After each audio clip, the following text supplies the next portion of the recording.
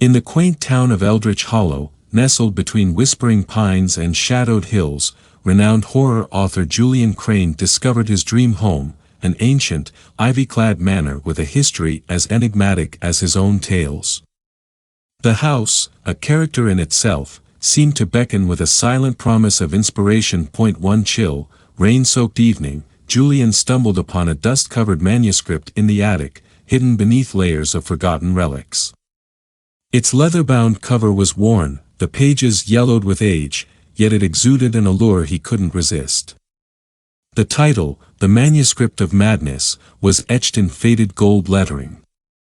Intrigued by this serendipitous find, Julian began to read, unaware of the dormant horrors that lay within. The manuscript told of a cursed village, swallowed whole by an otherworldly mist, where reality warped and twisted into nightmarish visions. Its inhabitants, ensnared by their darkest fears, were driven to the brink of insanity. Julian, ever the skeptic, found the tale fascinating yet fanciful, until the line between the pages and his life began to blur. Strange occurrences unsettled the once peaceful manor. Shadows danced at the corner of Julian's vision, whispers echoed through the halls, and an inexplicable chill permeated the air. Each event mirrored the manuscript's narrative, drawing Julian deeper into its malevolent grasp. Determined to confront this mystery, Julian researched the manor's history, uncovering a tragic past. The previous owner, an obscure writer, had vanished without a trace, leaving rumors of madness and despair. The townsfolk spoke of the house with a mix of fear and reverence, as if it were alive, feeding on the tormented souls of its inhabitants. As the line between reality and the macabre tale intertwined, Julian's skepticism crumbled. He witnessed the ethereal mist creeping over the grounds, ensnaring the manor in its cold embrace. The haunting visions from the manuscript came to life, each more terrifying than the last, threatening to consume his sanity. In a desperate bid to end the nightmare, Julian resolved to finish the manuscript, believing that its completion would break the curse. Night after night, he toiled, his pen guided by a force beyond his control. The final words written, a chilling epiphany dawned upon him. The manuscript was not a mere story but a sinister trap, a labyrinth designed to ensnare the unwary. The realization came too late. As the last sentence bled onto the page, Julian's world fractured, the boundaries between dimensions collapsing. He found himself trapped in the cursed village, a prisoner of the very tale he sought to conclude. The manor, a sentient guardian of the manuscript, had claimed another victim, weaving Julian's essence into the fabric of its own dark legend. In the real world, the manor stood silent, waiting for its next inhabitant, the manuscript resting innocently in the attic, its pages blank once more, ready to ensnare another soul in its endless cycle of horror and madness.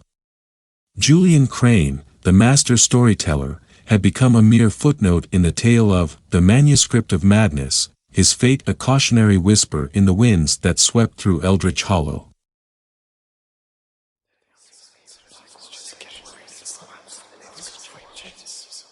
In the hushed village of Eldritch, nestled between the forgotten groves of ancient timbers, there existed a site of arcane power, known only to those who dared whisper its name, the Aegis ruins. Legends spoke of its cursed stones and the shadows that danced within its embrace, shadows not of this world.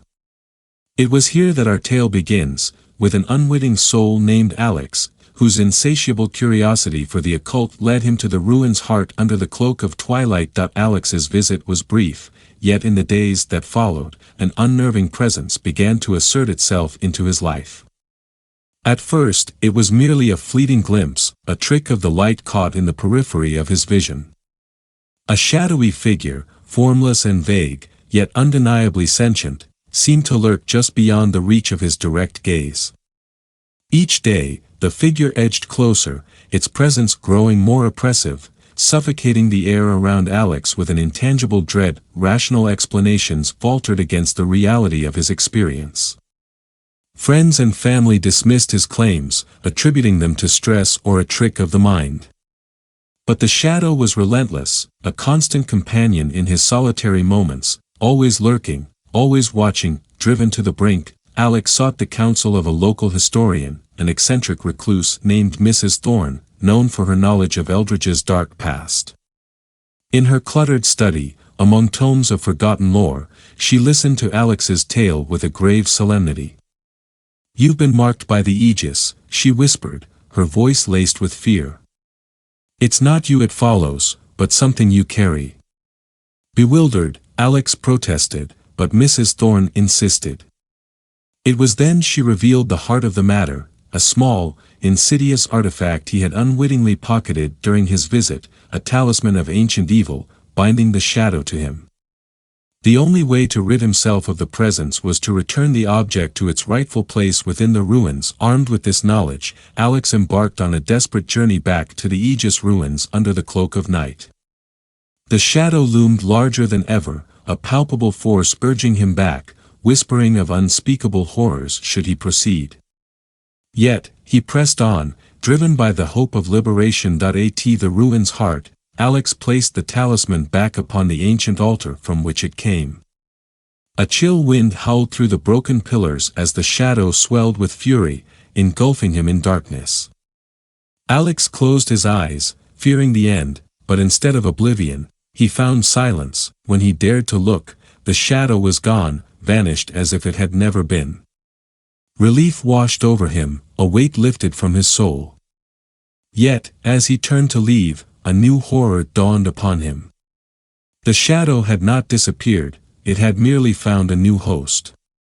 For there, in the moonlight's cold embrace, stood Mrs. Thorne, her eyes now pools of endless night, a sinister smile creeping across her lips. "The Aegis does not release its claims so easily," she whispered, her voice no longer her own. "It merely shifts its burden." Alex fled, the laughter of Mrs. Thorne echoing in his ears, a haunting reminder of the ruin's curse.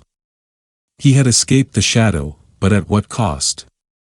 The truth of the Aegis ruins was far more malevolent than he had imagined, a force that did not relinquish its hold but merely passed it from one soul to another, a cycle of torment without end. And so, the legend of the Aegis ruins grew darker still, a tale of shadows not just bound to ancient stones, but to the souls of those who dared to meddle with forces beyond their comprehension.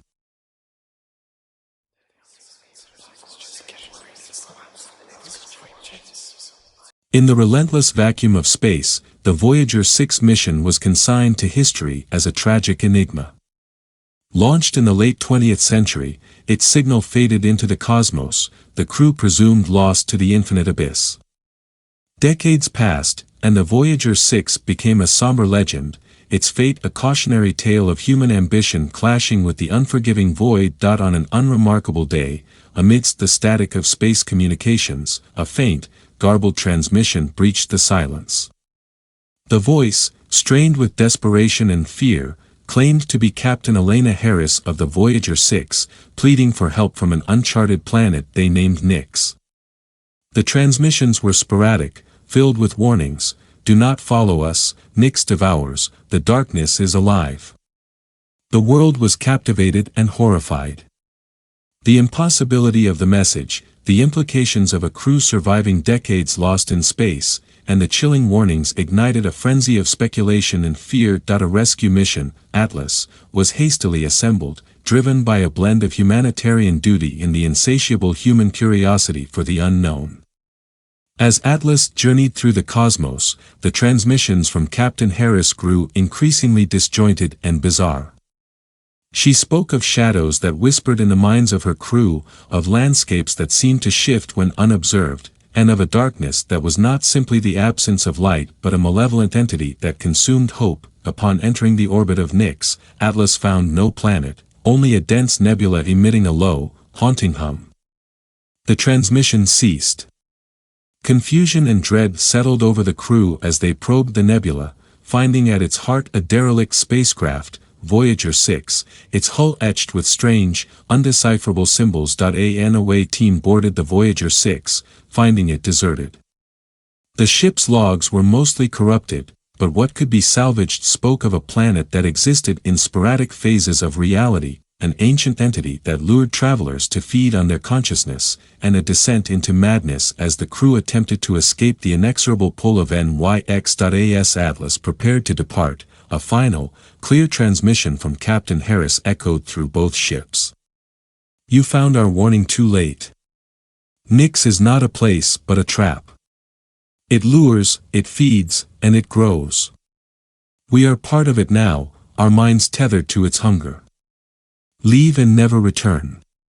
In the silence that followed, the crew of Atlas debated their next course of action.